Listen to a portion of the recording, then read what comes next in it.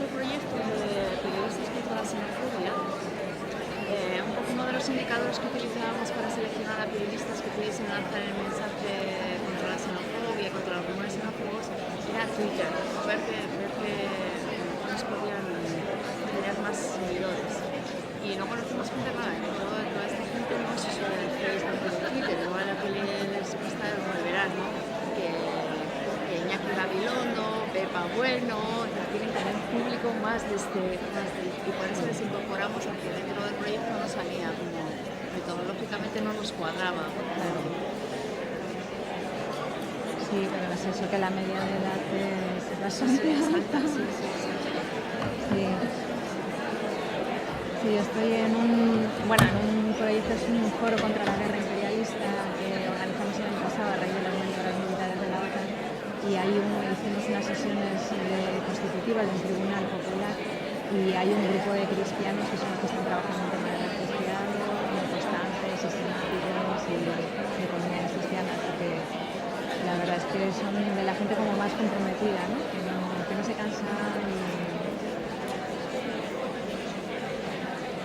También, aquí en Vitoria, o sea, no sé si conoces la situación de discursos del odio de aquí.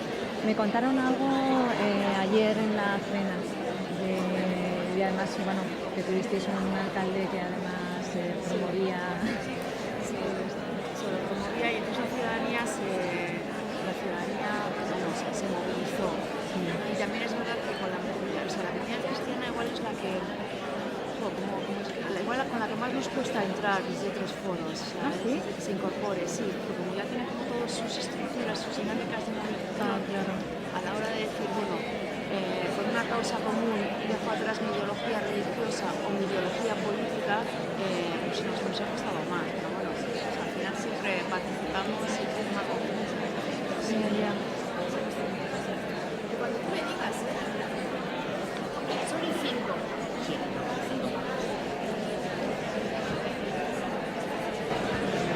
Sí, vale.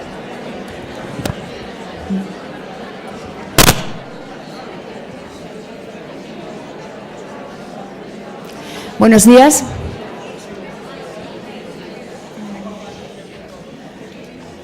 Egunon, muchísimas gracias por venir. Vamos a dar paso a la mesa.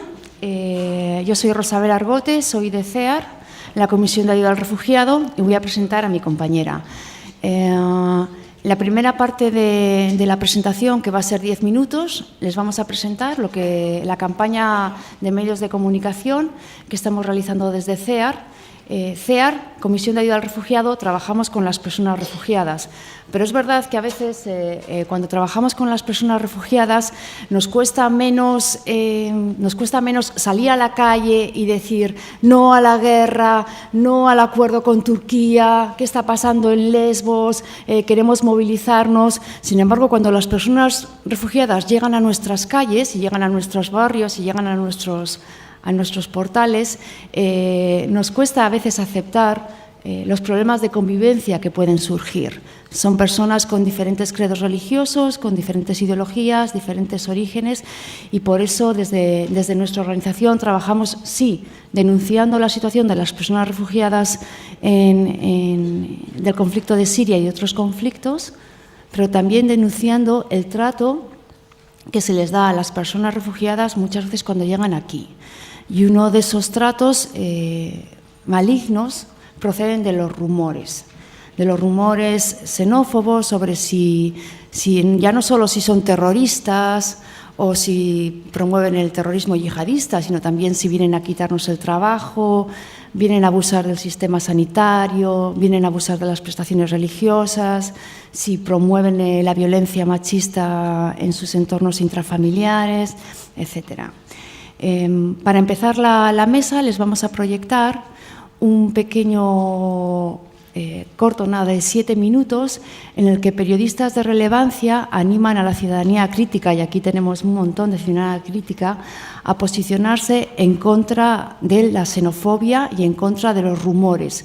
Invitan a toda la gente posicionarse y a no dejarse enredar por todo eso de mi vecina me dice, mi vecino me comenta, que si nos quita, ¿no?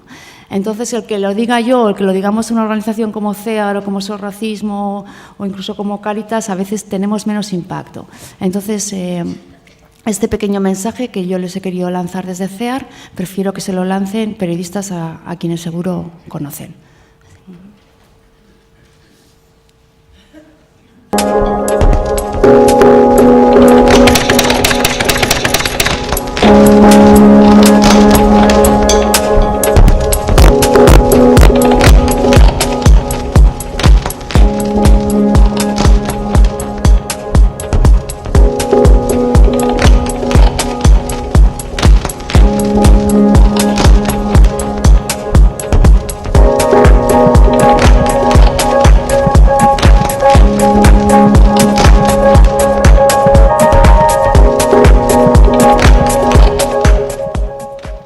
No te dejes enredar.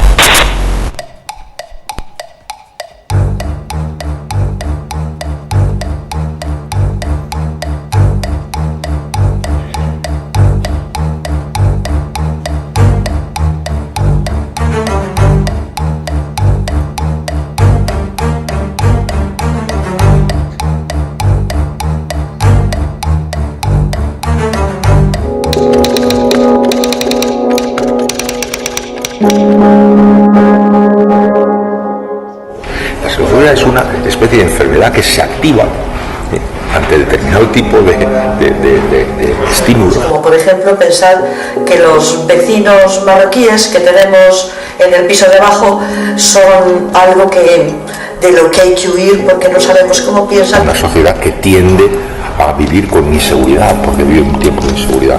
En ese aspecto concreto propagamos muchas veces el miedo.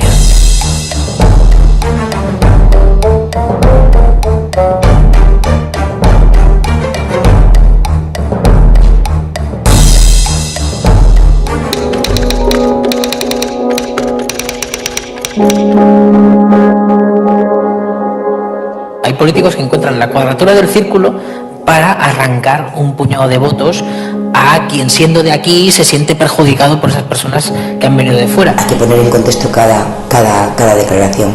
Repetirlas solo, sin más explicación y sin más contexto, claro que alimenta la xenofobia y el racismo. Se ha invertido el proceso y las autoridades, que deberían estar para garantizar el bienestar de los ciudadanos, se han convertido en los lobos del rebaño. Las costuras del estado de bienestar no se rompen porque hayan inmigrantes, se rompen porque no están bien dotadas.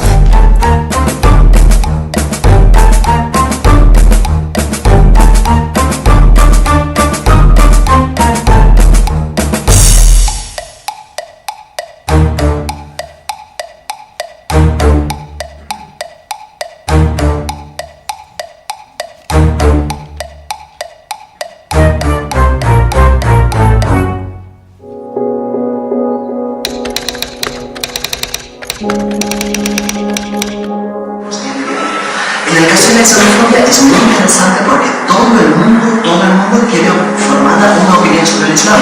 Todo el mundo opina sobre el Islam, además con un juicio de valor. El Islam, ¿verdad? Pero luego preguntas, ¿tú qué sabes del Islam? No sé nada. Muchas veces en los medios de comunicación se tratan simplemente como esos negros o moros, lo que sea, que llegan a este país, ¿no? Nosotros somos especialmente crueles en esto, ¿vale? Por falta de información y falta de conciencia. Que no se puede tratar a la gente que viene hecha una mierda de África, destrozada, a tener que vivir en situaciones vergonzosas, con mafias brutales, se le puede tratar de la manera que se le trata como si fueran basura.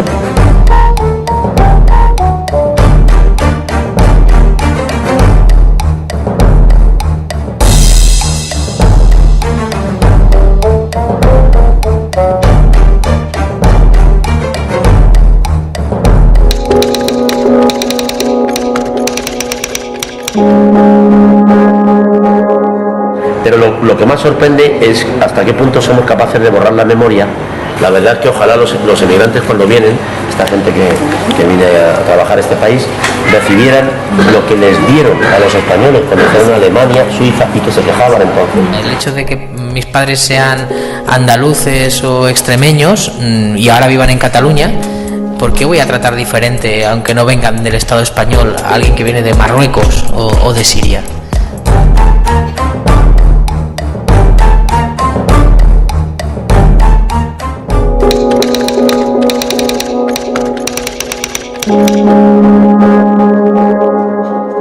Yo en ese tema me posiciono. La tolerancia tiene que tener un límite y es lo intolerable. Yo con los derechos humanos no soy neutral, en absoluto. Tienes que contextualizar, aportar los datos, poner en su sitio y ayudar a pensar. A mí a veces se nos acusa al programa de no, es que vosotros sois buenistas. Y yo pienso que aquí lo bueno que será ser malista. Porque si lo bueno es ser malista, yo me bajo, o sea, no voy por ese camino. Hay que hacer frente a todo eso y tenemos que decirnos la verdad. No se trata de unos céntimos más o menos, se trata de una forma de vida, de un modo de existencia, de una forma de estar con los demás.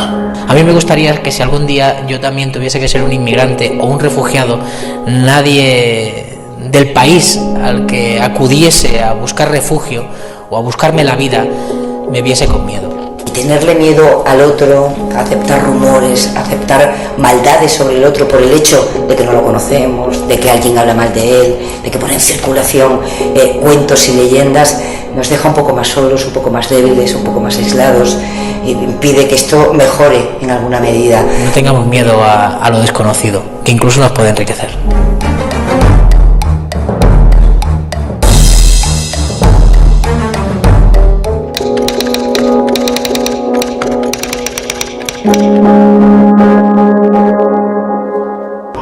La sociedad tiene que saber que cuando le cercan los cantos de sirena de determinado tipo de cosas muy demagógicas, tiene que neutralizarlo porque está defendiéndose. Es decir, nosotros no nos defendemos blindándonos contra los inmigrantes. Nosotros nos defendemos negándonos a aceptar el discurso de los que nos alertan contra los inmigrantes. Nosotros tenemos en defensa propia, que no dejarnos enredar. Ciudadanos unidos, vale. Hermanos unidos, hipócritas admiradores, mis hermanos unidos. Vale. Aquí no cambia nada si no lo haces cambiar. Esto se consagra cuando se gana la batalla, no cuando no se libra la batalla. Porque lo terrible no es que me engañen, lo terrible es que me hacen vivir en la mentira. No te dejes enredar. No te dejes enredar. No te dejes enredar. No te dejes enredar. No te dejes enredar. No te dejes enredar. No hay que dejarse enredar. En este lema de no dejémonos enredar, doy la voz a Ángeles Díez Rodríguez. Es doctora en Ciencias Políticas y Sociología desde el 2007. Es profesora en la Universidad Complutense de Madrid, donde imparte diferentes asignaturas. Entre esas asignaturas está el conflicto político, sociología general, trabaja la violencia colectiva, modelos democráticos y además se especializa en la utilización de recursos cinematográficos en el ámbito de las ciencias sociales. Una vez más, ese activismo, hay que utilizar diferentes herramientas para movilizarnos y concienciarnos. Entre los años 2001 y 2004 codirigió el curso de la UNED Medios de Comunicación y Manipulación y tiene muchos artículos publicados, investigaciones realizadas y creo que va a tener una intervención muy interesante que estamos deseando escuchar en torno al papel de los medios de comunicación en la generación y propagación de estos rumores que fomentan el racismo y la xenofobia. Te paso la palabra. Bueno, muchísimas gracias a todos vosotros por estar aquí, por un poco interesaros, ¿no?, por saber cómo funcionan todos estos mecanismos. Gracias al Foro Cristiano Popular, porque la verdad es que cuando me hizo la propuesta de estar y compartir con vosotros algunas de las cosas que trabajo y sobre las que pienso, yo dije, bueno, ¿y yo qué tengo que contaros a vosotros que en el día a día os estáis enfrentando a todas estas rumores, a todos estos malos entendidos, a estos lenguajes lenguajes, ¿no?, que generan violencia. Pero bueno, Arantxa me convenció, me dijo, no, tienes cosas que decirnos y bueno, podemos intercambiar, ¿no? Así que aquí estoy y espero que bueno, entre todos podamos el darle vueltas a esta idea, ¿no?, a pensar cómo y el porqué de todos estos lenguajes.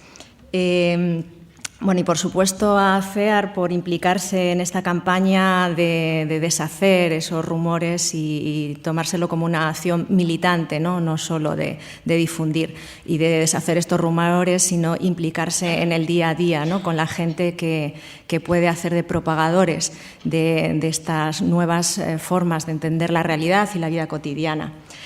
La ponencia que yo os he preparado trata de ver no solo cuáles son estos lenguajes, estos términos contaminados que van generando estas emociones y que condicionan nuestra forma de relacionarnos, sino el por qué funcionan estos mensajes, estos términos.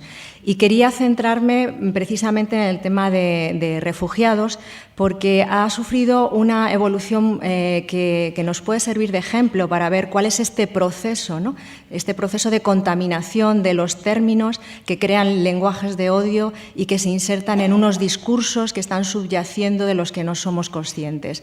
Si nosotros analizamos la campaña que se ha hecho desde los medios de comunicación, pero también desde los poderes públicos, hemos visto que ha habido una evolución en los términos, en el uso de las palabras. Se empezó a hablar de los refugiados. Al principio había una conexión entre esos refugiados y la situación que se estaba viviendo de guerra en los países de los que salían, pero inmediatamente después, de forma paulatina, empezó a hablarse ya de migrantes sin papeles y empezó a tratar de distinguirse entre los que tienen papeles y no tienen papeles, los que tienen derechos, no tienen derechos, y después ya empezaron a surgir términos como fundamentalistas, yihadistas, terroristas, mezclados con esos otros términos de refugiados, de migrantes. La evolución ha sido terrible, porque en toda esta mezcla, en toda esta confusión de lenguajes, se ha producido ese giro en el que no hemos sido conscientes de ese tránsito, el por qué se da ese tránsito y por qué compañeros nuestros, gente con la que trabajamos, con la que vivimos, con la que compartimos el barrio, ha empezado a convertir a estas personas, que en el fondo son víctimas, que en el fondo y en la superficie son víctimas de una situación de guerra en la que nosotros, Occidente, tenemos mucho que ver en esa situación de guerra, y cómo estas personas que son las víctimas inmediatas se han convertido de víctimas en terroristas, ¿no? Esa es un poco la idea, el ver cuál es ese proceso, cuáles son esos mecanismos, que son los que nos pueden ayudar a trabajar o crear herramientas para deshacer, para intervenir ahí. Y bueno, tenía preparada esta ponencia y ayer, cuando venía en el tren de Madrid, me dieron el periódico. Y entonces abro el periódico, me pongo a hojear el periódico. Yo siempre soy muy reticente a ver la prensa el mismo día en que salen las noticias. Me gusta siempre leer los periódicos a toro pasado, ¿no? ¿Por qué? Porque así no me dejo influir por todos esos términos que apelan a la emoción, la sensibilidad. No me dejo llevar por eso, porque son noticias ya pasadas y entonces puedo analizarlas con mayor frialdad. Yo les recomiendo que hagan ese ejercicio porque es muy sano, ¿no?, para tratar de contrarrestar ese efecto de los medios que tienen lo que es contarnos una noticia inmediata. Bueno, pues viniendo en el tren, no se lo he podido poner una presentación, había una página entera del periódico El País, que, como saben ustedes, pertenece al Grupo Prisa.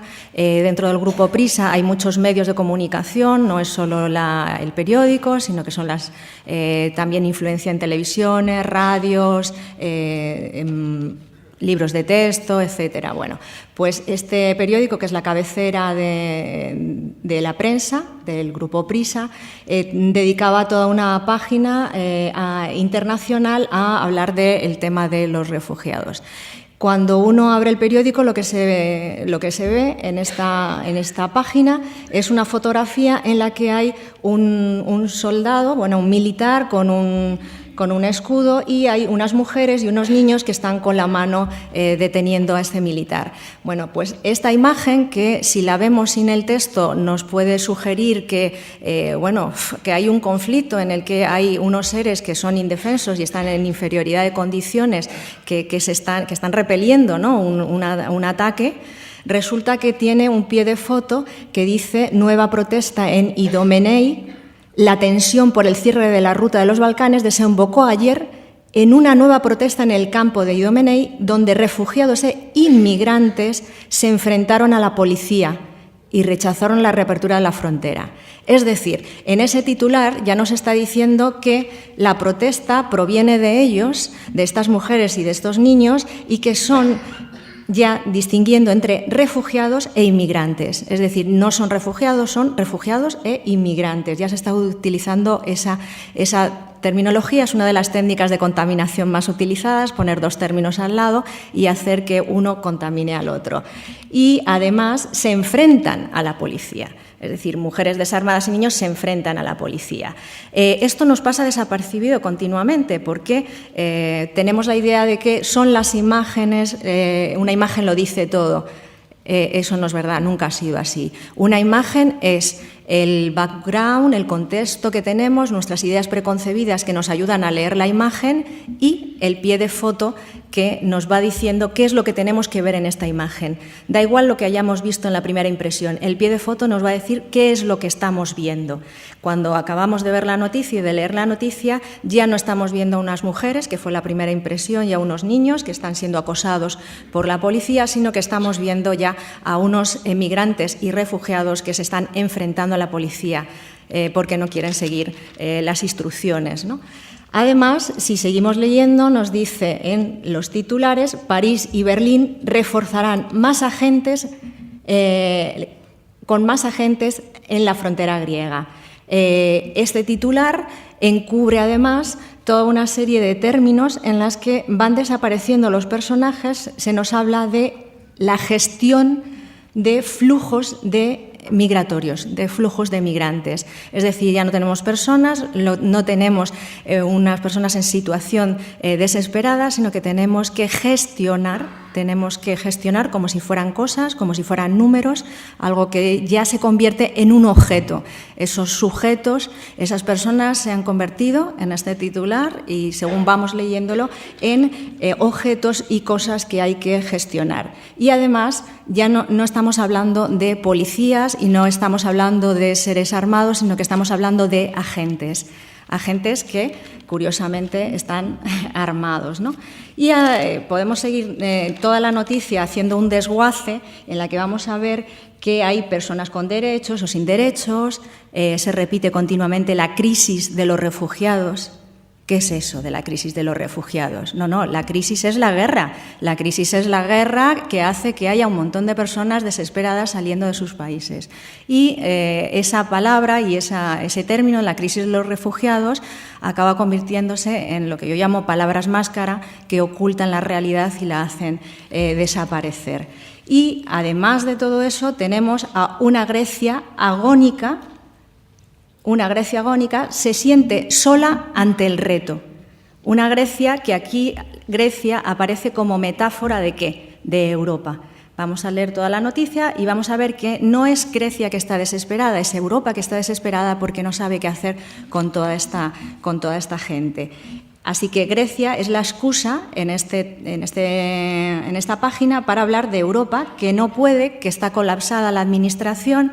Entonces ya el problema, la crisis de los refugiados, es el agotamiento de las instituciones europeas, la imposibilidad de atender a todas estas personas que curiosamente pueden representar un peligro. Se acaba la noticia hablando precisamente de que Europa está haciendo todo lo que puede, pero existe una crisis económica y dice, pese a la crisis, muchos particulares y empresas logran que los emigrantes coman 3 veces al día, tengan zapatos, compresas, médico y abogado.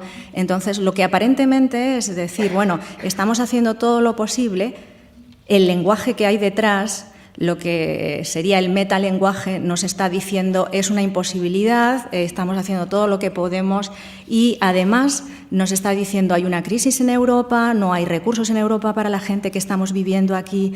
Eso es lo que nos está transmitiendo ese metalenguaje que hay oculto detrás de este lenguaje. Y bueno, podéis ver que esto es una noticia de ayer mismo. O sea, que todo esto son esos bombardeos constantes en las que detrás de esos lenguajes hay un metalenguaje que está funcionando, que está operando y que más allá de la superficie está influyendo y, como yo digo, son como productos tóxicos, son toxinas que van, digamos, modificando los términos, vaciándolos, etcétera. Bueno, esto me ha servido un poco de excusa para ilustrar las cosas que os voy a contar de cómo opera esto, por qué funciona esto. Un escritor norteamericano, que probablemente habéis oído hablar de él, murió hace poco, que se llama Norman Mailer. Norman Mailer decía, una vez que un periódico toca una historia, los hechos se han perdido para siempre, incluso los protagonistas desaparecen. ¿Qué quería decir Norman Mailer? Quería decir precisamente lo que estamos viendo aquí. Los periódicos, los medios de comunicación en general, tocan una realidad, tocan un hecho, se apropian de la realidad, nos representan, son la voz de la gente que nos devuelven los hechos, pero al mismo tiempo hacen desaparecer la realidad. Ya la realidad de esas personas que llegan es la de emigrantes, la de números, la de cosas que tenemos que gestionar. Han desaparecido esas mujeres, esos niños, etcétera. El lenguaje, los lenguajes no pueden sustraerse del entorno social que los crea y que los utiliza. Los lingüistas y los pedagogos actuales que se ocupan sobre todo del lenguaje en la sociedad. Un pedagogo como Yi nos llama a analizar el lenguaje dentro de los discursos, es decir, de las formas de comportarse, interactuar, valorar, pensar, creer, hablar y a menudo leer y escribir. Es decir, hay que hacer un enfoque sociocultural del lenguaje. Para este autor el lenguaje no tiene sentido fuera de los discursos y en cada discurso a su vez subyace una ideología, es decir, una teoría de lo correcto o lo incorrecto, de lo normal, de lo anormal, de lo falso, de lo verdadero. Eso está dentro, subyace a los discursos y los discursos generan determinados lenguajes y términos. Es decir, podríamos considerar que detrás de cada discurso hay una teoría moral y una ideología, cuyo descubrimiento, el hacer explícita esa ideología, nos ayuda a entender los lenguajes, pero también a entender la función que están cumpliendo esos lenguajes.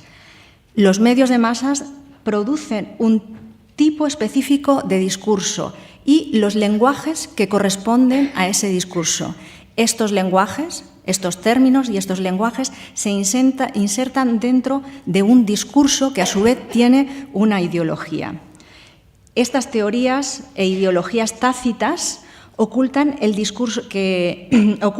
en el discurso de los medios masivos tienen que ser descubiertas, desveladas para entender cómo y por qué los medios producen lenguajes que a menudo consideramos mentirosos, falsos, manipuladores y, por supuesto, para defendernos de esos lenguajes que conducen a nosotros, a los receptores, hacia acciones de odio, de agresión, de guerra y, lo que es peor todavía, de indiferencia.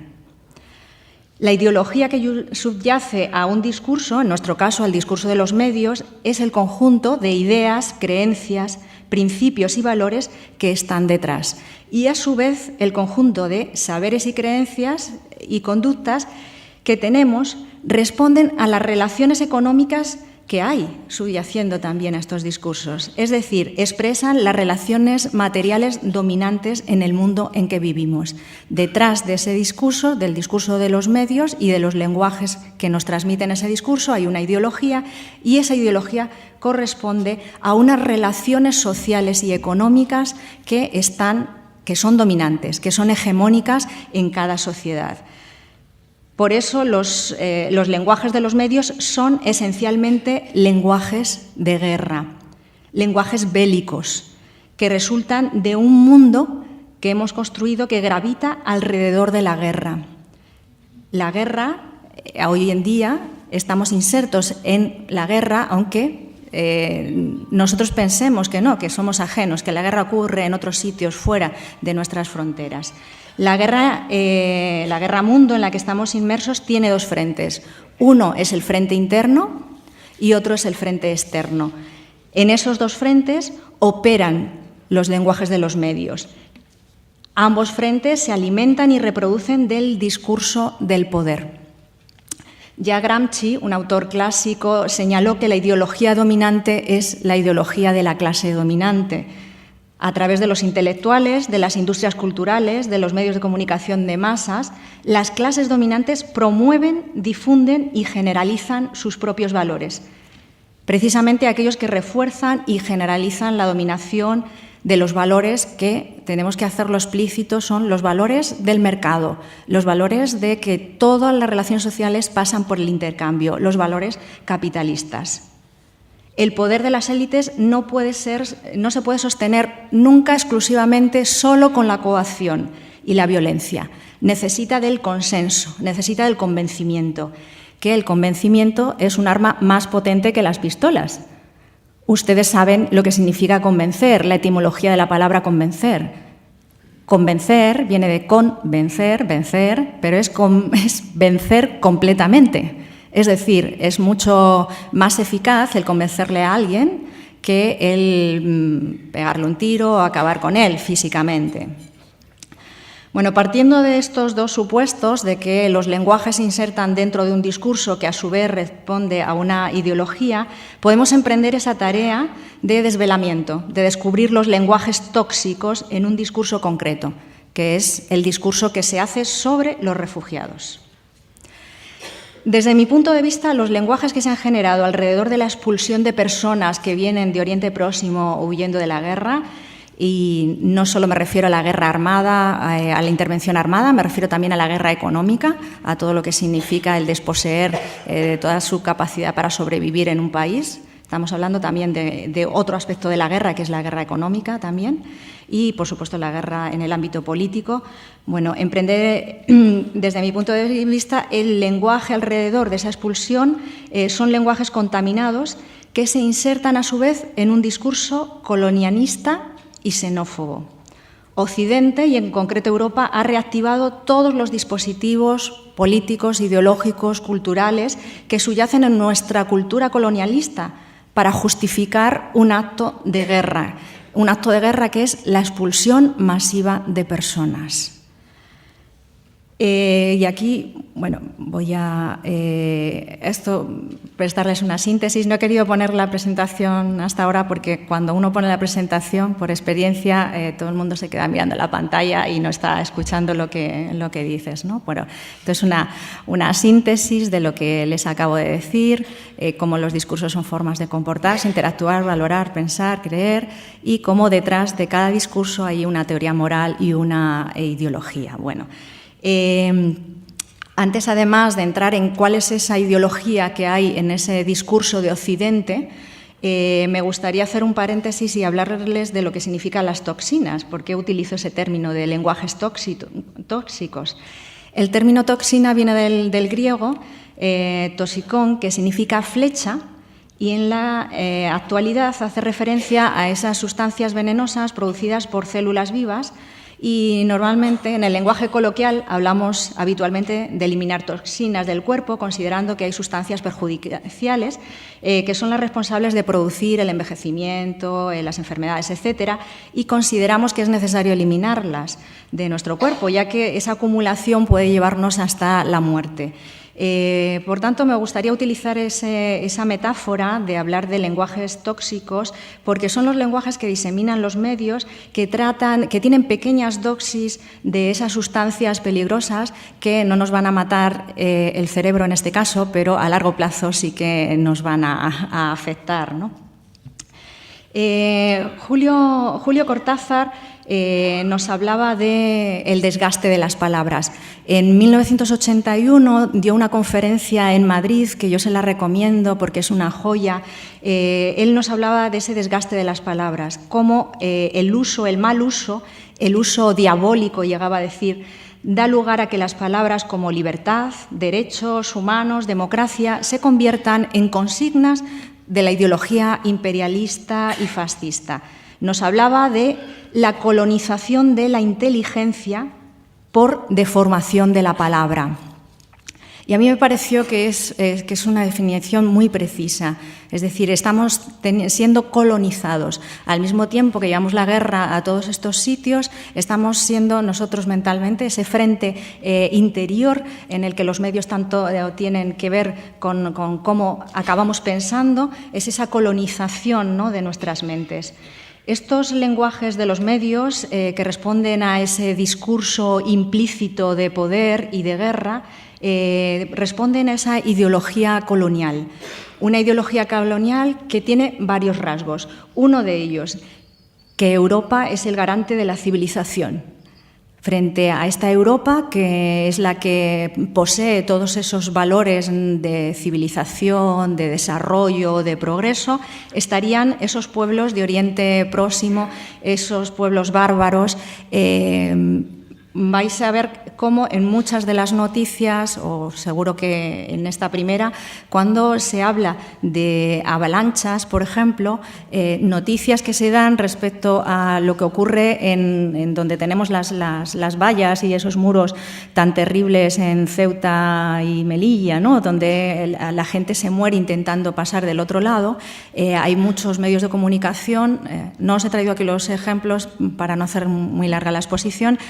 Se habla precisamente de avalancha de seres humanos y tal. Entonces, el utilizar todos esos términos vuelve a recrear esa imagen, esa ideología subyacente de que se trata de una invasión. ¿Una invasión de quién? De esos bárbaros, de esas personas incivilizadas que no saben o no quieren el utilizar las vías legales para llegar y pasar las fronteras y llegar a nuestro territorio. De hecho, cuando en esta noticia al principio veíamos que se hablaba de los sin papeles o no papeles, lo que se está hablando es decir, bueno, esta gente no está pasando las fronteras por donde debe. Por lo tanto, implícitamente está subyaciendo esa ideología de que estos son pueblos bárbaros y que no están siguiendo los cauces adecuados, lógicos, para pasar las fronteras. Otro de los elementos es esa de la ideología colonial y xenófoba que está en ese discurso, es el de la racionalidad. Nosotros vivimos en un mundo racional, legal, frente a esa irracionalidad de estos bárbaros que no son capaces de ajustarse a los criterios, a los acuerdos, a los pactos. Cuando aparece ese tratado o esos convenios que se firman, incluso las agencias que se ocupan del tema de la migración, creamos agencias específicas como Frontex, por ejemplo, estamos dando ese carácter burocrático legal a lo que es esta gestión de las personas y ellos no se ajustan a esos cauces que se están habilitando desde Europa. Y como no se ajustan ¿por qué? Porque son gente no culta, no formada y además son irracionales, es decir, no se dan cuenta de que sus deseos no pueden ser cumplidos por la civilización, por lo que somos nosotros, ¿no? Ahí se está reproduciendo ese discurso de la racionalidad frente a la irracionalidad del fundamentalismo, ¿no? Ahí el tema religioso también aparece marcando ese lenguaje y imprimiéndole una toxina que es el tema de la religión bárbara, que es el Islam, que va a afectar a nuestras propias creencias, ¿no? Ellos no son capaces de comportarse según la razón, se mueven única y exclusivamente por la emoción, por los deseos y además influidos por una religión. Otra parte de esta ideología es el tema de la relación entre la paz y la violencia, ¿no? Europa, y en los discursos de Hollande, en los discursos de Merkel y en los discursos que también aquí desde los políticos se trasladan, nosotros somos una civilización de la paz, del respeto a los derechos humanos, mientras que todas estas gentes vienen de países donde no se respetan los derechos humanos, donde la violencia es la única forma de interaccionar, donde hay conflictos religiosos, donde hay guerra, y eso lo quieren trasladar aquí, ¿no? Fijaos qué paradoja, ¿no? Europa, donde se han tenido lugar las dos confrontaciones mundiales más importantes, la Primera y la Segunda Guerra Mundial. Las llamamos mundiales, pero se dieron en territorio europeo, y aquí somos un poco los portadores de todas estas potencias coloniales desde ni se sabe, ¿no? Desde que empezó la expansión capitalista, ¿no? Hacia otras fronteras, acumulando recursos, apropiándose de recursos. Que un país como Francia y un gobierno como el de Hollande hable de Francia como el garante de la paz y de la libertad, cuando Francia ha sido tradicionalmente una de las potencias coloniales más terribles que ha tenido África, el caso de Francia y de Bélgica, ¿no? De la historia del Congo belga. Pero bueno, es que Francia sigue teniendo 23 colonias, es decir, si alguien puede no sacar la bandera de que es un país que garantiza la paz, es precisamente Francia.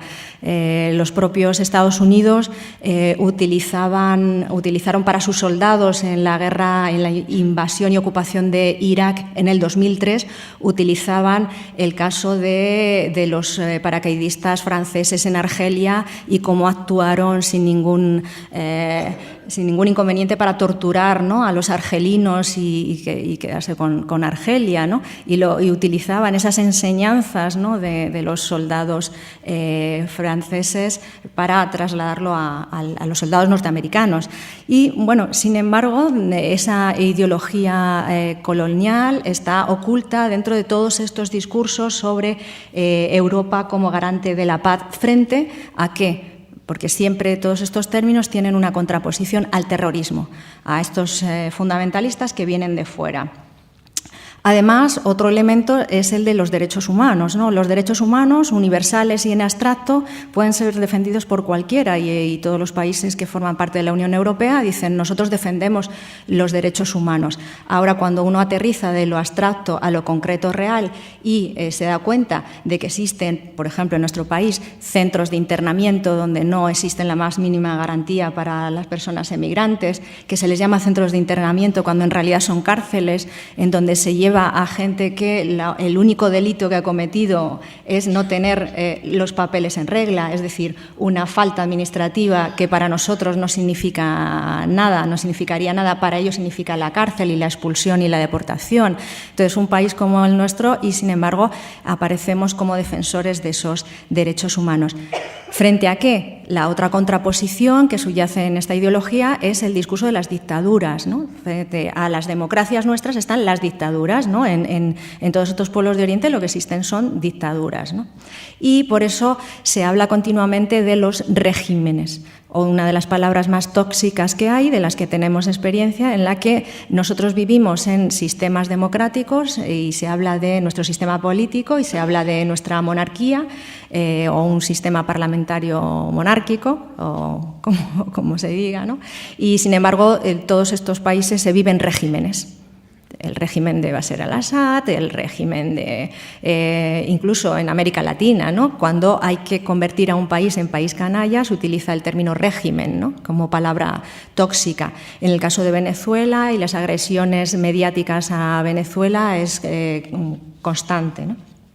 Bueno, esto sería todos esos elementos de ese discurso de los medios. Los lenguajes que se insertan en este discurso, que es un discurso colonial y xenófobo, tienen una función que cumplir. Y esa función la podemos ver si lo contextualizamos. Es decir, como os decía al principio, esto está dentro del contexto de la guerra mundo en la que estamos insertos. Y unas pinceladas. ¿En qué consiste o cuál es la función que cumplen estos discursos en la guerra mundo? Bueno, pues primero, señalar al enemigo. Es decir, decirnos quién es el enemigo. Los amigos y los enemigos. Estos tipos de lenguaje siempre establecen esa diferenciación. Para señalar al enemigo hay que personalizarlo, demonizarlo y aislarlo. Y esto vais a ver que en todos los conflictos que se han trasladado ha funcionado así. Desde los que tengáis memoria más lejana, pero los que tenemos una memoria más cercana, desde lo que fue en el caso de Yugoslavia con Milosevic, que se convirtió en un monstruo, hasta el caso de Saddam, luego después ahora va a ser Al-Assad. Hay que personificar al enemigo, convertirlo en una persona, demonizarla y luego después ya podemos aislar, hacer que la gente no tenga más referencia de lo que está pasando en esos países que la referencia del monstruo que se ha creado a través del uso de todas estas terminologías, y una vez que está aislado se puede intervenir militarmente, si no se le puede doblegar con una intervención, por ejemplo, económica. Además, estos lenguajes señalan a las víctimas. Unos son las víctimas y otros son los verdugos. Si ya tenemos señalado al enemigo, ¿quiénes son las víctimas? En el caso de esta construcción de las víctimas, un caso típico. En Siria, las víctimas es el pueblo sirio, pero además hay que distinguir entre los que era el Daesh o el Estado Islámico, a los que Occidente contribuyó a alimentar y armar, y a difundir esa imagen de que había una oposición moderada en el caso de Siria, mientras que digamos, había unas víctimas que eran pues, las mujeres, los niños, los pueblos que salían. Eso en un primer momento, esas víctimas. Ahora estamos viendo cómo ese discurso de las víctimas es repensado y reconstruido, en el que las víctimas siguen siendo los refugiados, pero ya existen personas que no son víctimas, que son los emigrantes, o que son la gente que no viene de Siria, que viene de otros sitios. Entonces ya, incluso dentro del propio lenguaje, ya los medios de comunicación nos están diciendo que dentro de las víctimas tenemos que seleccionar que algunos son víctimas y otros no tanto, que además dentro de esos que están viniendo también están viniendo terroristas que no son víctimas. Así que el lenguaje en ese contexto de la guerra mundo está haciendo esa función. Y también es importante cómo nos ayuda, nos lleva los medios de comunicación a focalizar y orientar la solidaridad y los buenos sentimientos.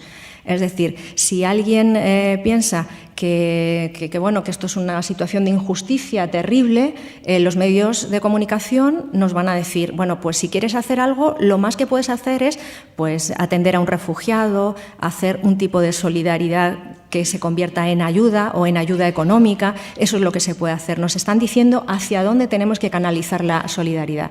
Muchas veces ocultando y diciendo, a lo mejor hay gente que piensa que la solidaridad pasa por no venderle armas a todos estos sitios, ¿no? Es decir, que lo que hay que reivindicar es que no haya un presupuesto. Nadie está hablando de que el presupuesto militar, por ejemplo, en este país no solo no se ha reducido, sino que se ha aumentado. Y además está camuflado en varios ministerios para que no se sepa que está aumentando el presupuesto de armas. Entonces, nosotros podemos pensar, bueno, es que la batalla que hay que dar aquí, en estos países, es contra la venta de armas, contra esto que alimenta las guerras, que son las causas de todas estas expulsiones masivas, ¿no? Bueno, pues los medios nos están diciendo continuamente, y luego os voy a poner algunos ejemplos, no, si uno quiere ser solidario y quiere cambiar las cosas, tiene que ir por aquí, tiene que manifestarse, tiene que ayudar a los refugiados, tiene que poner dinero, esa es la vía, ¿no? Así que los medios en todos estos lenguajes nos están también marcando, indicando hacia dónde tenemos que dirigir estos buenos sentimientos de humanidad que todos tenemos. Y también se crean las condiciones para que se justifiquen las intervenciones.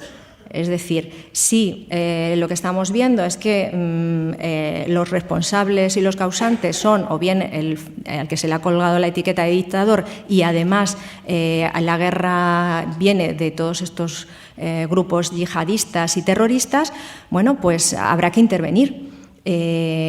el caso de los primeros atentados en París, acordaos que unas manifestaciones de Hollande diciendo, bueno, pues hay que intervenir en Siria, cuando, curiosamente, los terroristas venían de Bélgica y tenían nacionalidad francesa, ¿no? Yo a veces a los alumnos, hablando de todo esto, que todo el mundo estaba tan solidario y tal, yo decía, bueno, los franceses han decidido que van a intervenir y van a bombardear Siria.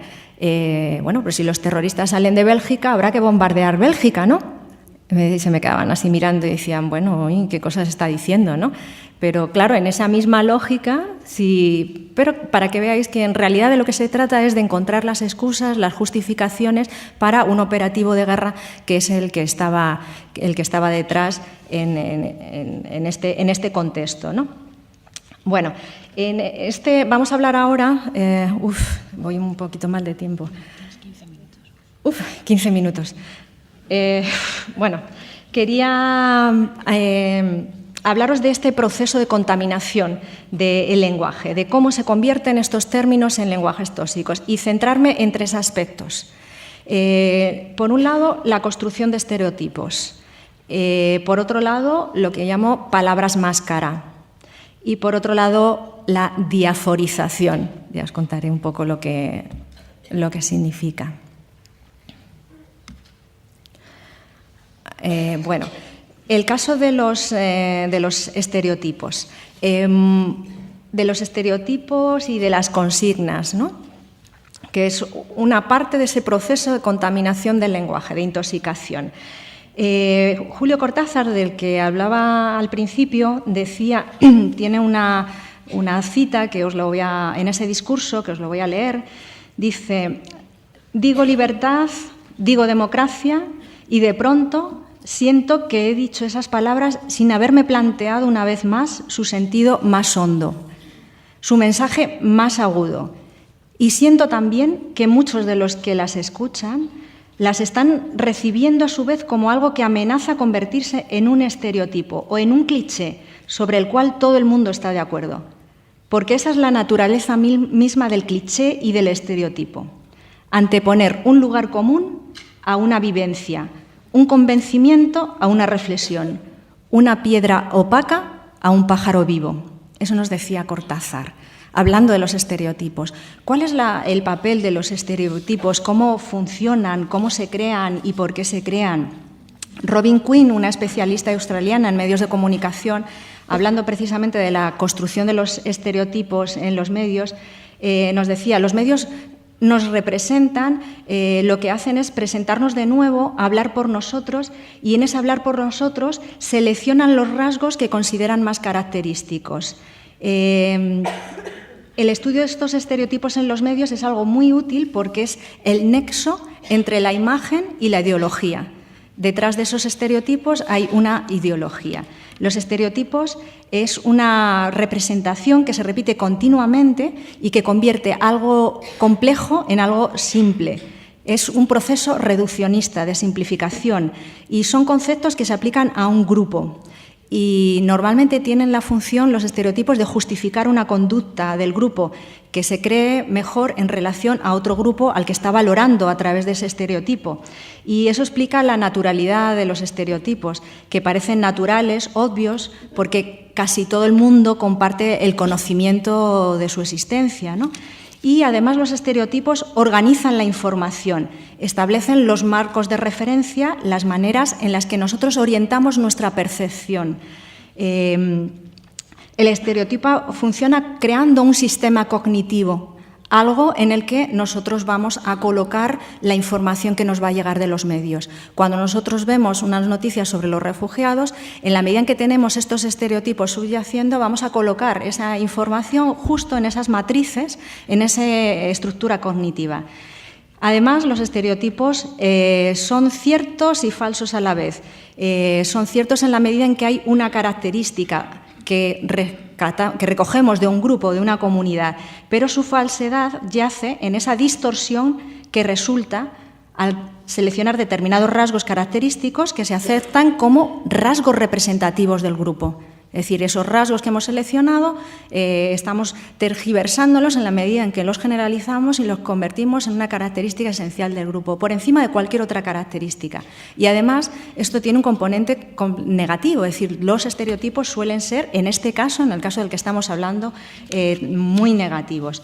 Los estereotipos que se han construido respecto a las personas que se va a expulsar de Europa, a estos refugiados, son estereotipos que responden a la selección que se hace desde esta ideología y desde estos discursos xenófobos y también coloniales, ¿no?, como hablaba antes. Primero, son rasgos que definen a una cultura como una cultura no compatible con la nuestra. Es decir, hay rasgos que no son compatibles con nosotros. Por otro lado, está el caso típico de la discriminación de las mujeres. Tendríais que ver algunos artículos de mujeres árabes hablando de cómo se ha construido el estereotipo de la mujer árabe sometida, dependiente, y cómo se ha generalizado a toda la cultura árabe. Y además, cómo este estereotipo de la mujer árabe se ha conectado con el tema religioso, haciendo tabla rasa de lo que es el Islam y de las distintas versiones del Islam y de la conexión o no. Es decir, hay una analista marroquí que dice, bueno, es que al conectar el sometimiento de las mujeres con la religión, con el Islam, lo que se oculta es las relaciones de poder, de discriminación y de subordinación que genera las sociedades y la economía que se da. Es decir, ya el culpable es la religión, no es la estructura social que se está dando en todos estos países. Bueno, eso es uno de los estereotipos que está funcionando más importante respecto a estas poblaciones. Otro estereotipo es el del fundamentalismo religioso, es decir, los musulmanes ya por definición y como ha sido utilizado estos términos por los medios de comunicación se convierten en sospechosos de ser terroristas porque son fundamentalistas religiosos. El caso de la violencia, el estereotipo de los árabes como violentos. Es muy interesante cómo las industrias culturales, y eso ya la Escuela de Frankfurt en los años 50 trabajó sobre eso, cómo estas industrias culturales, que son el cine, la televisión, pero también todos los espacios de ocio, recrean todos estos estereotipos. Esta idea de los árabes como violento, hay varias investigaciones que se hacen sobre el cine de Hollywood. Y curiosamente, Jack Sahin habla de cómo Hollywood demonizó a un pueblo entero, a un pueblo árabe. Hace una investigación de más de 1000 películas y de la investigación resulta que la comunidad o el grupo peor tratado, más criminalizado, han sido los árabes en la industria de Hollywood desde el principio.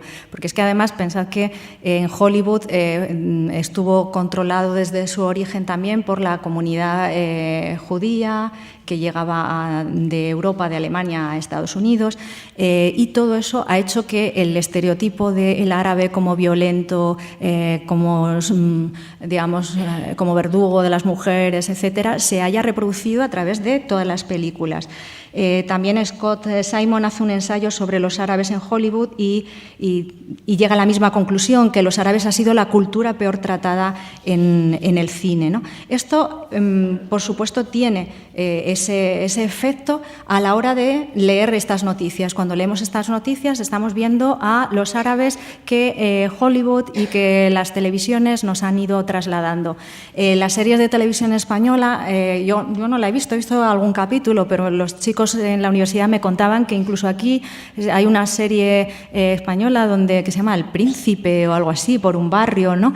Y bueno, yo les pedía que hicieran el ejercicio de encontrar todos los estereotipos que hay ahí, que se están transmitiendo, a veces con las mejores de las intenciones, pero lo que hacen es reproducir todo este discurso que luego después en los medios de comunicación va a ser utilizado por periodistas, a veces inconscientemente y otras veces conscientemente, porque es la directriz que viene desde los propietarios de los medios. En el caso de estas personas expulsadas previamente, se ha dado una campaña en todos los medios masivos, generalistas, especializados, en la que se les ha presentado primero como musulmanes, como víctimas, pero después se los ha presentado como emigrantes económicos, como sin papeles, y de ahí se ha establecido esa conexión con ese término, Aquí os voy a poner algunos ejemplos, algunos flashes de cómo se ha dado ese tránsito en el término refugiados. Primero, como excusa para las intervenciones, esto es un titular del País donde se habla de la crisis de los refugiados que obliga a planear bombardeos en Siria. Veis cómo son los propios refugiados, en este caso aparecían al principio como víctimas, y estas víctimas son las que están demandando que intervengamos y bombardeemos un país. Los refugiados, es una noticia anterior, fijaos que esto es del 2013 y esta es del año pasado, es decir, del 2015. La primera es del 2015, pero ya anteriormente se había ido trabajando sobre esa idea. Son los refugiados los que anhelan que el ataque de Estados Unidos a Siria. Fijaos qué fuerte es esto, ¿no? Es decir, utilizar todo el tema de las víctimas como la excusa para la intervención armada. Esto es lo que cotidianamente estamos recibiendo como un bombardeo hacia nuestras conciencias en este frente interno del que hablaba al principio. Pero es que en el 2011 ya había titulares de este tipo. Gaddafi fuerza la inmigración a Europa. Es decir, el responsable de la inmigración aquí es el monstruo, es Gaddafi, que es el que está, además, la necesidad de atacar Libia, porque es un país gobernado por un dictador, etcétera. Y él es el responsable de la inmigración y de la expulsión, no nosotros ni la alianza de la OTAN, que fueron los que bombardeamos Libia.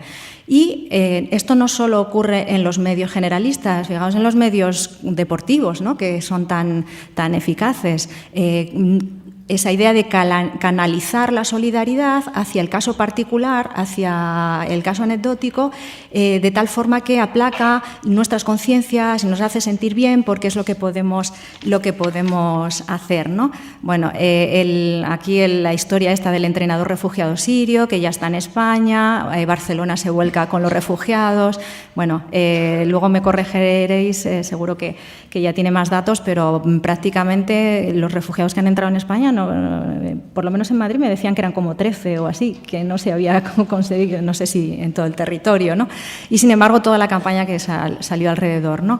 El apelar a nuestros sentimientos, a nuestras emociones, para conseguir canalizar de determinada forma la solidaridad. Bueno, también convertirlo en el hecho espectacular. Es una forma de contaminación, es decir, todas estas imágenes lo que llevan es las mujeres, los niños, a que bloqueen, desde mi punto de vista, esos términos, se bloquea la reflexión y solo podemos actuar en función de esos mensajes que estamos recibiendo que van al corazón y desaparecen las causas y los responsables de esta situación. Ahí entrábamos es otro término del que yo hablaba, que es las palabras máscara, de las palabras más utilizadas para los refugiados en ese proceso de vaciamiento, del que ahora os voy a dar alguna nota. Esas palabras máscara ocultan lo que está ocurriendo, las causas reales, y los refugiados se ha convertido en esa palabra máscara. Bueno. La solidaridad reside en el pueblo, es decir, nadie habla de las leyes sobre los refugiados en nuestro país, la normativa, nadie habla de los CIES, o sea, el problema es la solidaridad, hay que hablar de la solidaridad del pueblo. Vamos a pasar un poco de las palabras máscara porque vosotros seguro que podéis encontrar muchos, yo os invito a que las busquéis en los medios, y vamos a hablar de ese otro término que es el de la diaforización, ¿no? La palabra diaforización es un neologismo que incorporó un sociólogo que se llama Zygmunt Bauman, un sociólogo polaco, para referirse a la acción y el efecto de hacer que el acto y el propósito de dicho acto se vuelvan moralmente neutros o irrelevantes. Esa es la idea de la diaforización, es decir, nosotros tenemos un término, le vaciamos de contenido, lo usamos de tal forma que ya deja de tener un componente ético o moral y además se convierte en algo superficial, superfluo, no tiene contenido político. Cuando veíamos la noticia al principio y yo os decía que los términos que se utilizaban, por ejemplo, cuando se hablaba ya de los refugiados, ya no estamos entendiendo lo mismo que entendíamos al principio. principio de esta famosa crisis. Ahora oímos hablar de refugiados y está ocultando la realidad de la violencia que estamos ejerciendo respecto a estas personas que están en esos campos, que son como campos de concentración, en las que se está determinando quiénes pasan, quiénes no pasan la frontera, y además se los está canjeando y se los está devolviendo a un país como Turquía, que no tiene nada que nada tiene que ver con el respeto a los derechos humanos, ni siquiera hacia su propia población. Muchos de ellos incluso serán kurdos que hayan pasado de la zona fronteriza entre Siria y Turquía. Os podéis imaginar lo que significará para un kurdo ser deportado a Turquía, ¿no? Bueno, pues todas estas palabras que podemos encontrar aquí, como esa de refugiados, ya ha sido diaforizada, ha sido vaciada de contenido, se le ha quitado el sentido político que antes podíamos encontrar en ella y se la recogió hacia este lugar de convertirla en un término neutro. Voy, para terminar, porque no me queda tiempo, a hablaros de cómo defendernos de esos lenguajes, de esos discursos tóxicos. George Orwell, en un texto que se llama La política y el lenguaje inglés, es un ensayo que se publicó en 1946, decía que el lenguaje iba por mal camino y que esto se debía no a la influencia de los malos escritores, sino que en última instancia las causas eran políticas y económicas. Y continuaba diciendo que se estaba transmitiendo la idea de que esta decadencia del lenguaje era algo natural y que correspondía con una decadencia de nuestro mundo sobre el que no podíamos hacer nada. Pero Orwell, en este ensayo, nos plantea que luchar contra el abuso del lenguaje sí tenía sentido y que se trataba de un proceso que era reversible. Orwell en el 46 decía, esto se puede revertir, hay que luchar contra ello. Volvemos otra vez a Cortázar, decía, es tiempo de decirlo, las hermosas palabras de nuestra lucha ideológica y política no se enferman ni se fatigan por sí mismas, sino por el mal uso que les dan nuestros enemigos y el que en muchas circunstancias les damos nosotros mismos. Estas palabras, tanto de Orwell como de Cortázar, nos plantean esa necesidad de rescatar las palabras, recuperar las palabras, empezar a hacer un buen uso de las palabras. Y si tenemos que explicar y determinar qué significa esa palabra y ponerle los apellidos, y cuando hablemos de refugiados, hablar de personas que están sufriendo las consecuencias de la guerra, en vez de utilizar el término refugiado o ponerle entre paréntesis refugiados, personas que han sido expulsadas por la guerra que estamos llevando a todos estos sitios. Es decir, emprendamos una campaña casi misionera, ¿no?, de rescate de las palabras, de recuperación de las palabras. Otro elemento importante para defendernos es desenmascarar esos discursos coloniales que hay detrás de las palabras. Hay una técnica que yo suelo utilizar a veces y que me da muy buenos resultados con mis alumnos, y es cada vez que encuentro una noticia de este tipo o de criminalización, etcétera, cambio la ciudad y el país y los personajes, y entonces ocurre en Carabanchel y resulta que la gente no tiene para comer o para vivir, etcétera, y está ocurriendo en Carabanchel y además son personas extremeñas y entonces cuando cambias los lugares y los personajes y los sujetos, la gente dice, pero qué barbaridad, que no puede ser, o sea, ¿qué hacemos, no?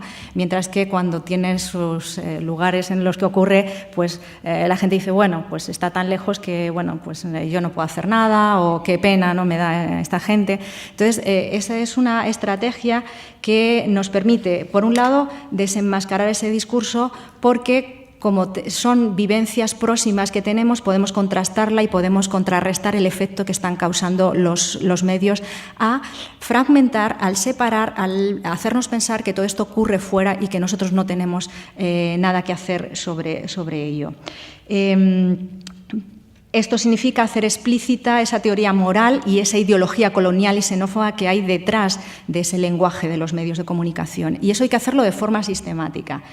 En general no se nos enseña a leer los medios de comunicación, ni a ver la televisión, ni a oír la radio, ni a ir al cine. Mientras que a los niños les enseñamos a leer y a escribir, curiosamente a nadie le enseñan a ver la tele, cosa que a mí me fascina, porque no todo el mundo se ve la tele de igual forma. Entonces hay que hacer una campaña de lectura de medios, lectura de los medios de comunicación. Cuando nosotros vamos al mercado, ya con todo el tema ecológico, todo el mundo coge el paquete de leche, le da la vuelta y dice, bueno, a ver qué me estoy tragando, a ver qué me estoy comiendo, y dice, esto no lo compro, va, y lo dejan en el escaparate, ¿no? Bueno, deberíamos de hacer lo mismo con las noticias. Las noticias han sido construidas y son mercancías que nosotros estamos consumiendo, que nuestro cerebro está consumiendo. Deberíamos ser capaces de coger esa noticia y decir, ya voy acabando. ¿Quién la ha producido? ¿Cuál es el medio? ¿Quiénes son los propietarios del medio? ¿Quién es el periodista que está detrás? ¿Qué términos está utilizando? Deberíamos ser capaces de hacer eso. Nuestros hijos, nuestros nietos deberían ser capaces de leer los medios. Y eso es otra de los elementos que yo propongo para deshacer esta toxicidad, ¿no? Para defendernos de estos lenguajes tóxicos. Y ya voy a acabar hablando también unas palabras que decía Cortázar, hablaba de lavar el lenguaje. Y decía, es hora de pensar que cada uno de nosotros tiene una máquina mental de lavar y que esa máquina es su inteligencia y su conciencia. Con ella podemos y debemos lavar nuestro lenguaje político de tantas adherencias que lo debilitan. Solo así lograremos que el futuro responda a nuestra esperanza y a nuestra acción, porque la historia es el hombre y se hace a su imagen y a su palabra. Gracias.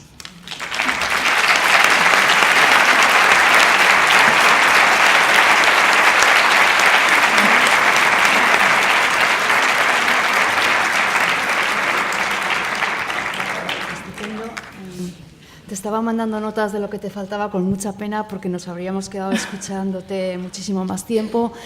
Por alusiones, lo que me comentas, cuántas personas refugiadas han llegado, vuelve a ser un dato bastante manipulado. Se dice que han llegado en concreto 18 personas refugiadas, pero eso es un dato totalmente manipulado. Las personas están llegando a las diferentes provincias, están llegando al País Vasco y están llegando a Álava. A la valla tenemos 4 pisos de personas refugiadas.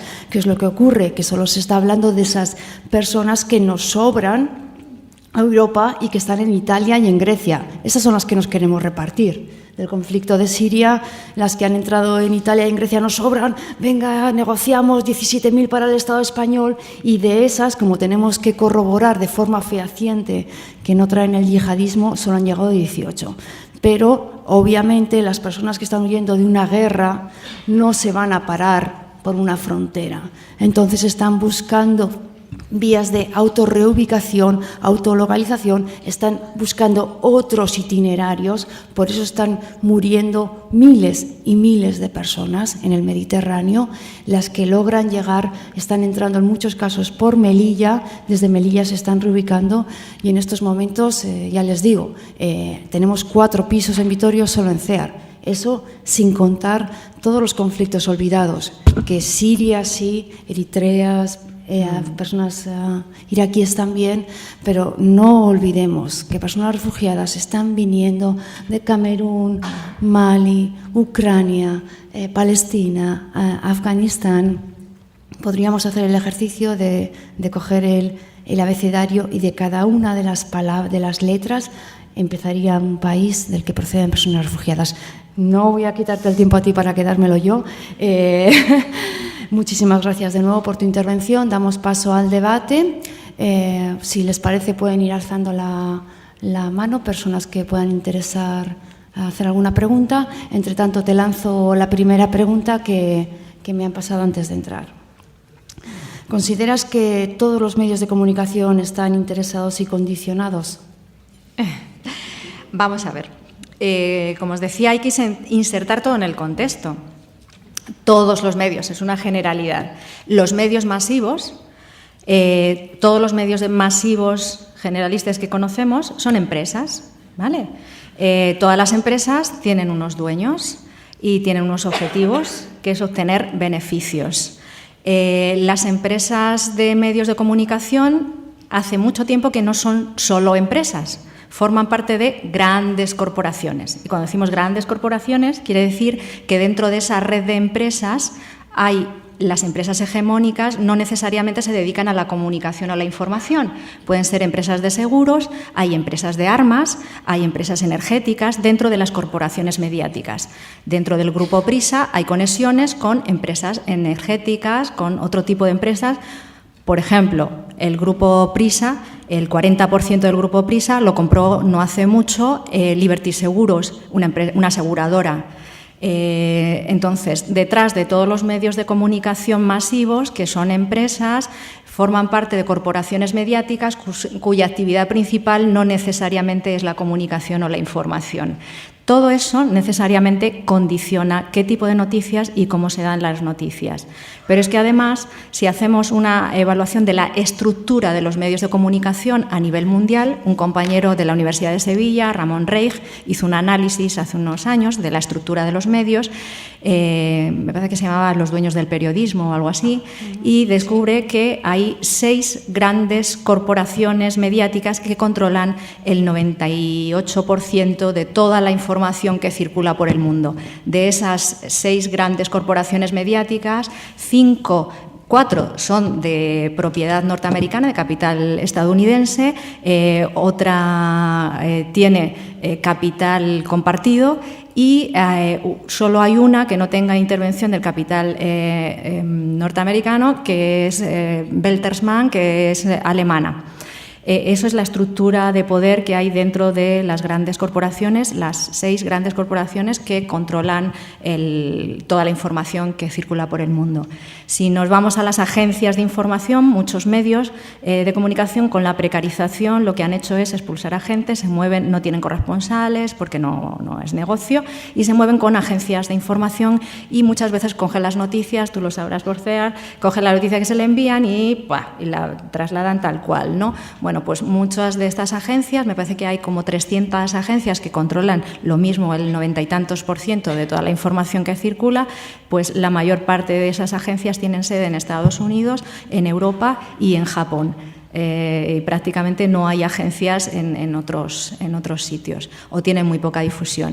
Yo creo que eso corresponde un poco la pregunta de que, aunque nos encontremos con una pluralidad de medios de comunicación, lo que hay es una gran homogeneidad respecto al tratamiento que se da de determinados temas. No puede ser de otra forma. Porque además hace mucho tiempo que las empresas concretas que se dedican a los medios de comunicación dejaron de ser rentables y obtener beneficios. De hecho, yo siempre me hago la pregunta, bueno, ¿cómo es posible el país, ¿no?, que se mantenga un periódico deficitario durante años y años, un grupo como el Grupo Prisa dedicado a la comunicación, la educación y el ocio, que ha sido quiebra constante, y qué es lo que puede hacer que una aseguradora le interese comprar un medio de comunicación y tener esa inversión? Pues a lo mejor es que lo que está vendiendo le reporta más beneficios que lo que aparentemente está vendiendo. Es decir, que la información que vender información no es rentable, no reporta beneficios directos económicos. A lo mejor los beneficios son indirectos, que son beneficios ideológicos. Y ese es el papel de los medios en la reproducción del sistema. Muchísimas gracias. Creo que hay otra pregunta. Sí que me gustaría, en algún caso, las organizaciones como la nuestra, nos vemos en ese debate de por una parte, criticar a los medios de comunicación, pero por otra parte, son nuestro altavoz. Sabemos que sin los medios de comunicación, pues nuestros mensajes no podrían llegar en muchos casos a la ciudadanía, con lo cual intentamos buscar a periodistas de calle que hacen sus microresistencias dentro de las redacciones y como comentabas en tu intervención, al final es la ciudadanía que recibimos esos mensajes quienes tenemos que hacer el ejercicio del discurso crítico, de identificar los elementos tóxicos y ser capaces de aniquilarlos. Así que es difícil la tarea. ¿Paso? Mi pregunta es, si tienes alguna técnica para descubrir en los periodistas que usan lenguaje tóxico, para saber si son conscientes y convencidos de ello o verdaderamente están mintiendo a sabiendas por intereses económicos o por poder o por perder el puesto de trabajo. Si hay alguna técnica de descubrir.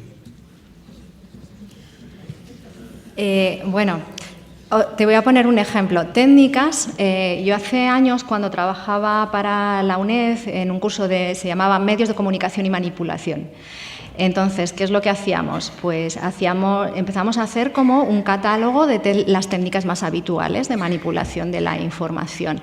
Pero bueno, eso se quedó ahí, como os digo, es una tarea pendiente, es decir, el que se construyan manuales de análisis de medios, de lectura de medios y poder trabajar en ello.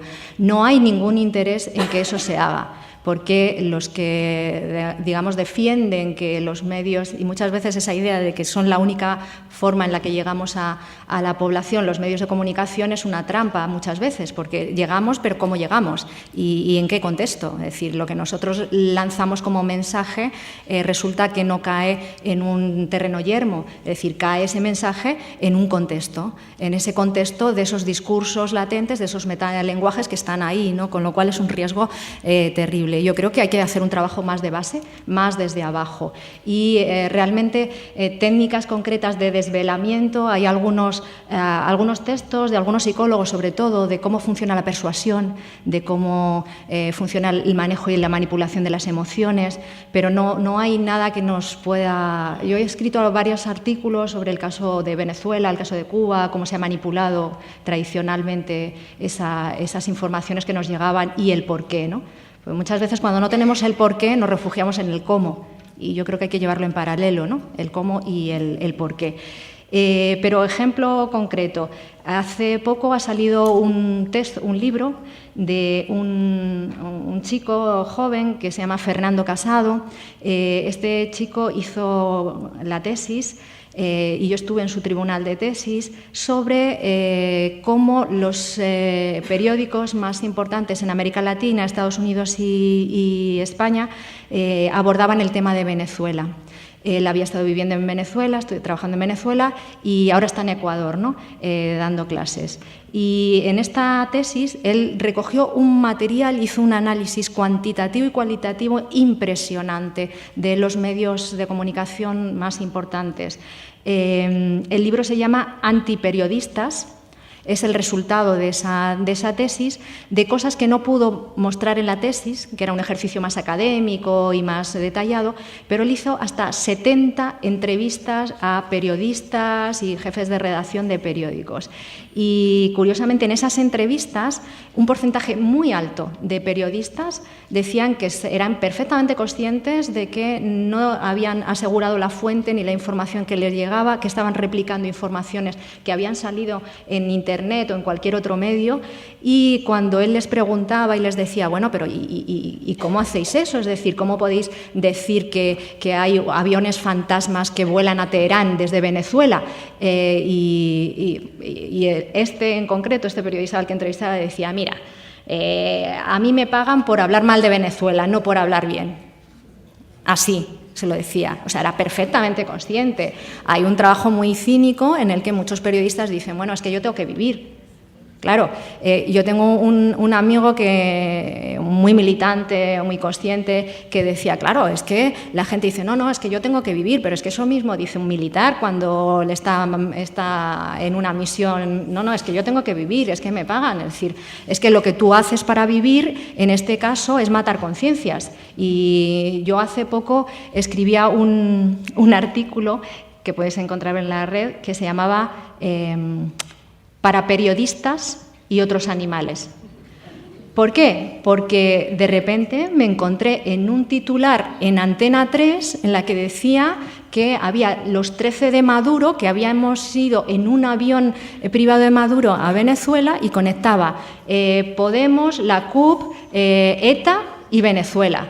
Y no sé por qué, supongo que porque estoy en la Facultad de Ciencias Políticas y porque yo participé en ese encuentro de la Red de Intelectuales en Defensa de la Humanidad, que es el encuentro al que íbamos, pero no íbamos 13, es que íbamos 132 personas de Europa, luego había muchos latinoamericanos, y en ese avión, porque no había un avión regular que nos llevara a Venezuela, venía gente de África y de Europa, pues era un avión venezolano en el que íbamos 32 personas, pero bueno, la noticia de Antena 3 era los 13 de Maduro y mira, mira, apareció mi foto ahí en la que la gente me decía, pero ¿y?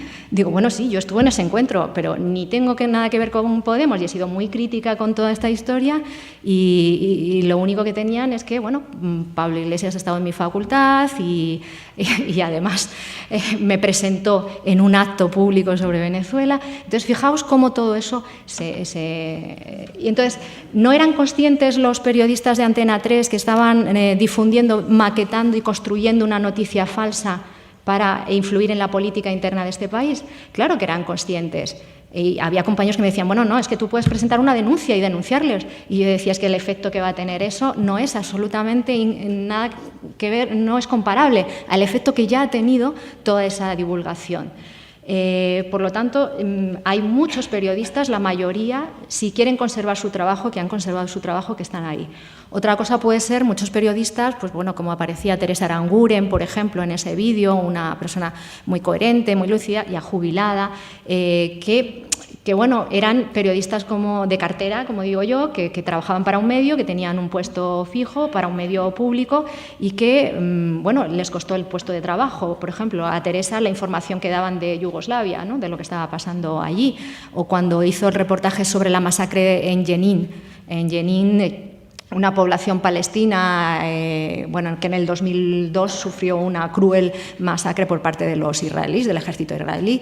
Entonces, bueno, efectivamente hay periodistas que pasan de los 60, la mayoría, que han tenido el valor y que se les ha permitido el tener otra posición. Pero ahora mismo, en el mundo del periodismo, lo que prima es todos estos personajes o periodistas cínicos, gente muy joven que todo hay que decirlo, es bastante ignorante. O sea, una de las formas que hay que abordar esto es que la incultura y la ignorancia por parte de la mayor parte de estos jóvenes periodistas, y me consta porque he dado alguna clase en periodismo, ¿no?, y es abismal, ¿no?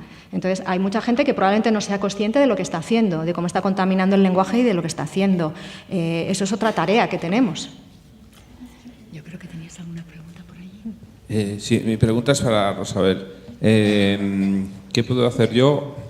Vivo en Vitoria. ¿Qué puedo hacer yo para ayudar o para mejorar la situación de las personas que llegan a Vitoria?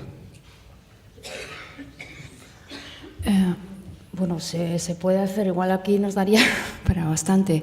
Desde luego, colaborar con cualquiera de las organizaciones. O sea, hay que decidir si se quiere trabajar entre la incidencia política para transformar cuál está siendo la política actual en materia de acogida de personas refugiadas, en cualquiera de los movimientos que en estos momentos está saliendo a la calle,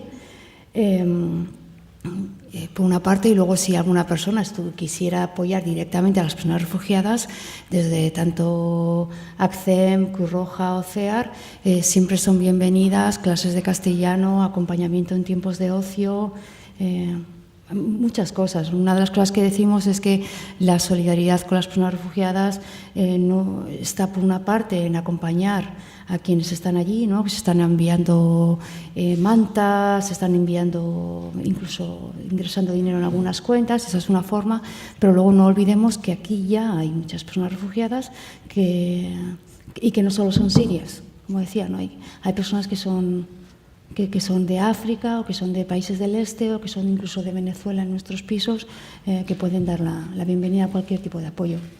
Cualquier cosa me comentáis, ¿vale?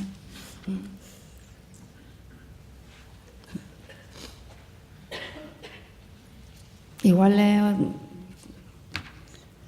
dos preguntas más. Sí. No hay más.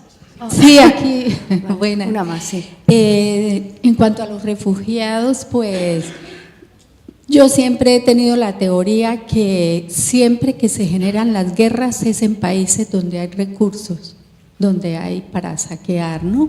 Yo pienso siempre, ¿por qué en Haití no pasa nada, no?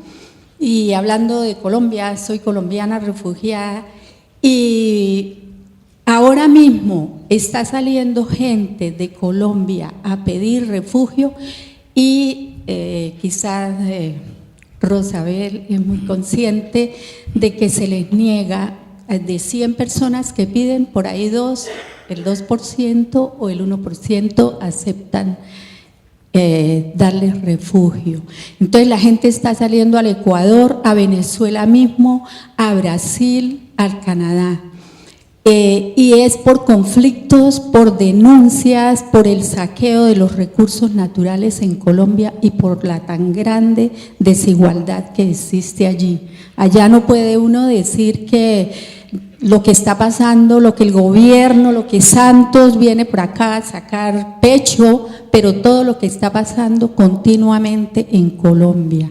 Entonces yo quisiera ver qué puede decirme en cuanto a los recursos. Bueno, yo creo que en esa idea de vamos a ver cuáles son las causas de todo esto que está pasando, es necesario. Los recursos, es verdad que la guerra se traslada a los sitios donde hay recursos. ¿Por qué?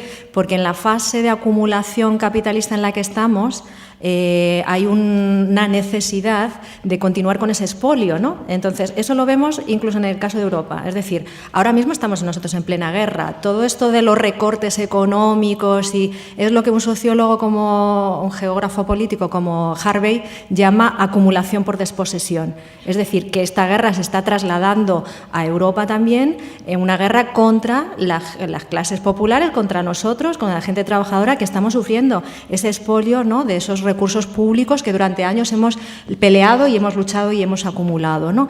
Entonces, la guerra es hacia el interior por la apropiación de recursos y hacia el exterior se ha trasladado la guerra y la violencia también de las élites, en el caso de Colombia, hacia el interior de la población, sin duda. Pero también tiene que ver con la geoestrategia, es decir, también hay una necesidad de controlar, en el caso de Estados Unidos, todo el continente. Y Colombia ahí forma parte de esa gendarmería que se ha desarrollado en el caso de América Latina.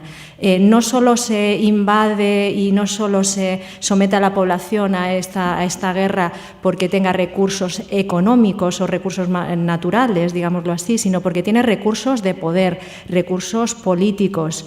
En el caso de la agresión constante que ha sufrido Cuba con un bloqueo que dura 50 y tantos años y que todavía ni siquiera con esta nueva situación se ha desaparecido ese bloqueo económico, tiene que ver con que Cuba es una isla rica o ha sido una isla rica con muchos recursos. No. Tiene que ver con el recurso moral, porque Cuba ha sido una fuente de recurso moral para un montón de gente, porque ha sabido mantener la dignidad, la independencia y no doblegarse. Por lo tanto, Cuba se ha convertido tradicionalmente en un enemigo de Estados Unidos desde el mismo momento en que se define el carácter socialista de la revolución en el 61. Entonces, no es solo que se lleve la guerra a sitios donde hay recursos económicos, se lleva a donde hay recursos morales que puedan tener una influencia en otros pueblos, en la liberación de otros pueblos y en la lucha por la dignidad, que en el fondo es de lo que estamos hablando. Sí, paso la última palabra. Una pregunta sobre la forma que podíamos, digamos, discernir de lo que son la mayoría de los medios de comunicación, que, como estabas comentando, están posicionados como empresa, como sistema ideológico de los instrumentos de poder y tal. Entonces, te quiero preguntar sobre medios alternativos que hoy día, que todo el mundo puede entrar en Internet y esto, tiene para coger una información que, aunque no sea, digamos, comprobable por el ciudadano de a pie, siempre da otra versión de lo que son los hechos desde el punto contrario o eso. Te digo unos medios, tú que conoces mejor el tema que nadie, para, por ejemplo, Red Voltaire, Nodo 50, Russia Today, por decir algo, no, y sostienen intereses, pero es para ver la versión del elemento contrario a los que son los hegemónicos de siempre, los Estados Unidos, los europeos, como su forma colonialista y todo lo que es lo occidental, que es lo que hace democracia según ellos, y que se pueda contrastar con otros medios que dan otra versión diferente. Sí, bueno, tienes toda la razón. Yo he hablado sobre todo de los medios masivos, que son los que tienen el 70% de la influencia o más en la mayor parte de la población. Claro, existen estos medios alternativos, existen no medios alternativos, pero medios en los que podemos encontrar otra visión distinta. ¿Por qué? Porque responden a otros intereses, como puede ser siendo medios masivos.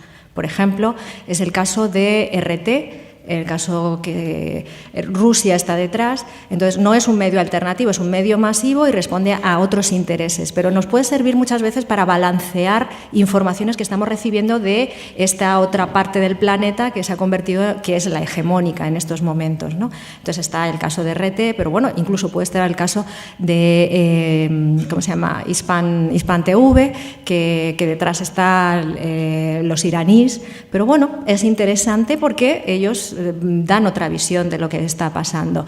Está también Telesur. El caso de Telesur para América Latina ha sido fundamental porque desde que llegan al gobierno gobiernos progresistas, en el caso de Ecuador, Venezuela, Bolivia, también Argentina en su momento, incluso Brasil, apoyan a este medio masivo de televisión y se ha convertido en una voz distinta en toda América Latina.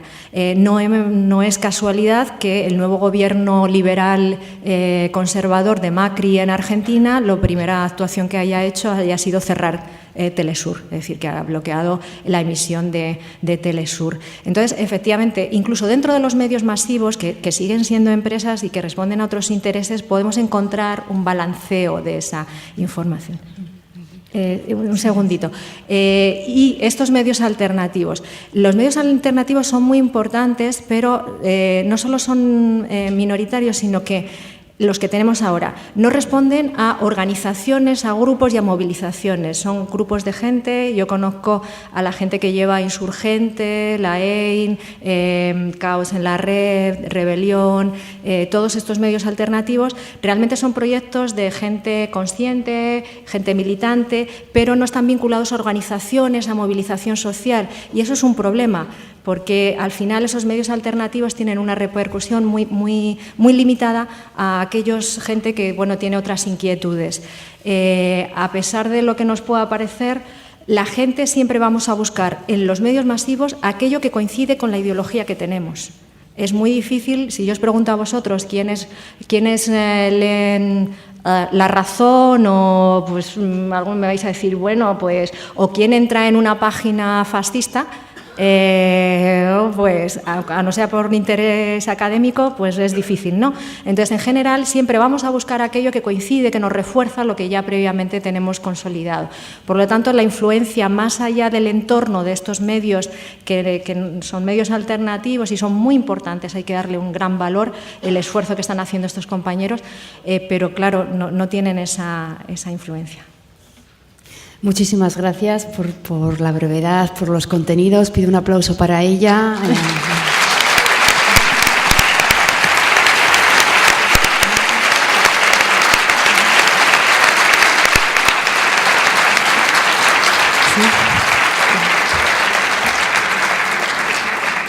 Sí, muchísimas gracias, Ángeles, Rosabel, un placer. Ahora, aunque vamos un poquito mal de tiempo, nos hemos retrasado 5 minutitos, vamos a hacer un descanso de media hora, a ver si a las 12 en punto volvemos, porque en principio tenemos la conversación a 3 con Mónica Caballé, Rafa Redondo y José Arregui, pero 1 minuto o 2 minutos antes de esta conversación a 3, Elisa Rueda nos va a leer una poesía en adhesión a la manifestación que se va a celebrar ahora, titulada Amaika Eraso, Amabi Erantzun, en contra de la violencia de género. Entonces, a las 12, por favor, 12 en punto, a ver si podemos estar aquí. Gracias.